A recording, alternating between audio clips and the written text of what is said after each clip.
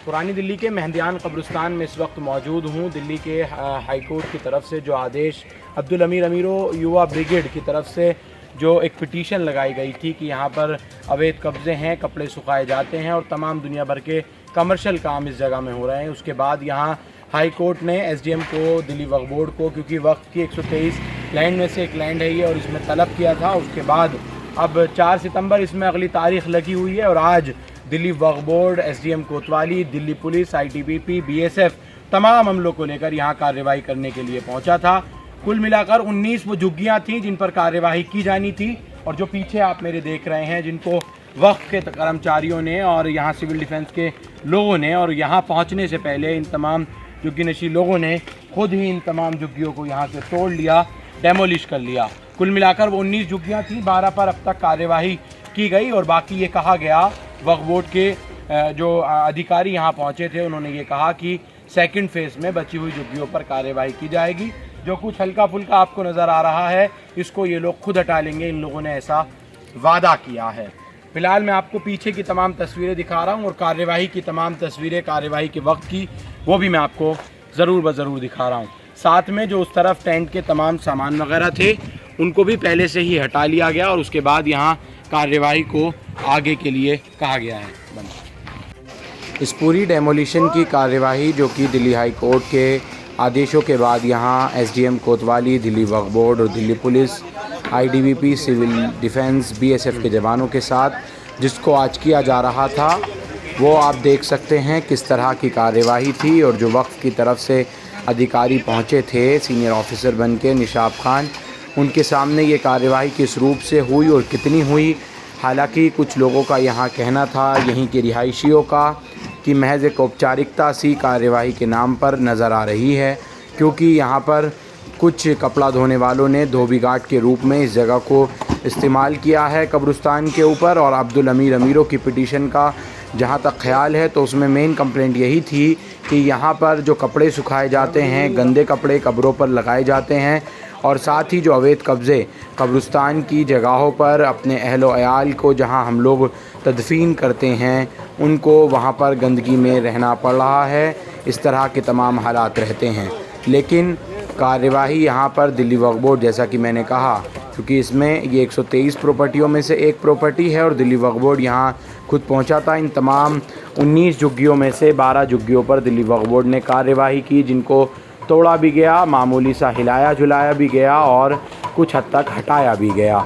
इस मौके पर जैसा कि मैंने कहा, civil defence, BSF, central reserve forces, ITBP तमाम जवान, क्योंकि G20 का इस वक्त चल रहा है और मुल्क तैयारियों में है G20 की। और साथ ही जिन लोगों की झुग्गियाँ थीं वो खुद ही इन झुग्गियों को हटाते हुए मौक़ाए नज़ाकत पर नज़र आए। एसडीएम कोतवाली अरविंद राणा भी खुद मौके पर मौजूद रहे और हमने जब उनसे बात करनी चाही तो उन्होंने बात करने से इनकार किया कि मैं इस पर कोई भी बयान नहीं दे सकता हूं, अभी कई और मुझे दूसरे कामों को देखना है। जहां तक बात दूसरे आगे की कार्यवाही का था, 19 पर ये कंप्लेंट लगी थी, 19 झुग्गियों पर, 12 को फ़िलहाल यहाँ से तोड़ा गया, डैमेज किया गया, हटाया गया या फिर महज जिसको मैं औपचारिकता कह रहा हूँ वो अदा की गई, जो कि चूँकि जो आपको नज़र आ रही है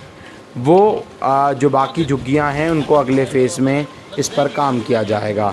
जब हमने यहाँ के कुछ रहने वाले मेहंदियान कब्रिस्तान के लोगों से बात की तो इन झुग्गियों तक तो मामला उन लोगों के लिए ठीक था, लेकिन अगर बात दूसरी कमर्शियल जो बाहर बनी हुई दुकानें हैं उनकी की जाए तो वहाँ उस पर वो नाराज़ से नज़र आते हैं। हालांकि एसडीएम कोतवाली की ओर से उन तमाम बाहर बनी हुई लोहे की टीन शेड्स दुकानों को फ़िलहाल सील्ड कर दिया गया है। उन तमाम दुकानों को वहाँ पर जो है डेमोलिशन की कार्यवाही अमल में नहीं लाई गई, बल्कि उनको सील किया गया है। और जैसा कि मैंने कहा कि 4 सितंबर को माननीय अदालत से जो आदेश आया उसकी स्टेटस रिपोर्ट हाई कोर्ट में पेश करनी है, तो उसमें क्या कुछ कार्यवाही की गई ये तमाम फ़ोटोग्राफ्स लगाने के लिए शायद काफ़ी हद तक ठीक हैं। लेकिन अदालत ने इस पूरे मामले में बार बार कंसर्न अथॉरिटीज़, एसडीएम कोतवाली, एग्जीक्यूटिव मजिस्ट्रेट और दिल्ली वक्फ बोर्ड को लगातार जो है वो बार बार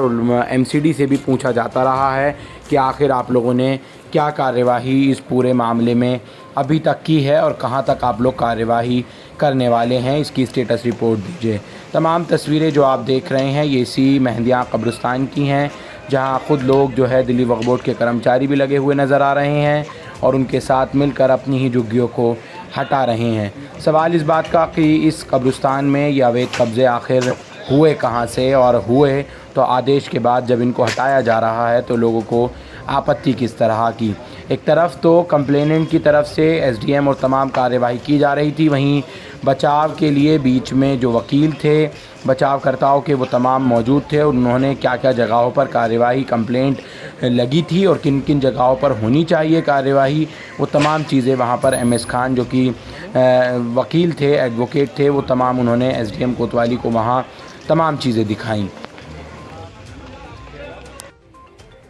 क्योंकि आप लोगों को मालूम है इस मामले में, पूरे मेहंदियान कब्रिस्तान के रिलेटेड मामले में अगली तारीख 4 सितंबर को है और एसडीएम पर पूरी तरह से हाई कोर्ट का ऑर्डर था और उनको कहा गया था कि आप स्टेटस रिपोर्ट दीजिए, आपके द्वारा क्या कार्यवाही की गई है। तो एसडीएम कोतवाली जो कि सेंट्रल डिस्ट्रिक्ट के हैं, उन्होंने G20 के मद्देनज़र तमाम बिजी शेड्यूल से निकाल कर तमाम कार्यवाही की। यहाँ कब्रों पर सूखने वाले कपड़े हों या फिर ये झुग्गी बस्ती हों या फिर टेंट का वो तमाम साजो सामान, और कुछ जगहों को सील करने की भी सेकंड फेज में उन्होंने बात कही। हालांकि हमने कोशिश की कि पिटिशनर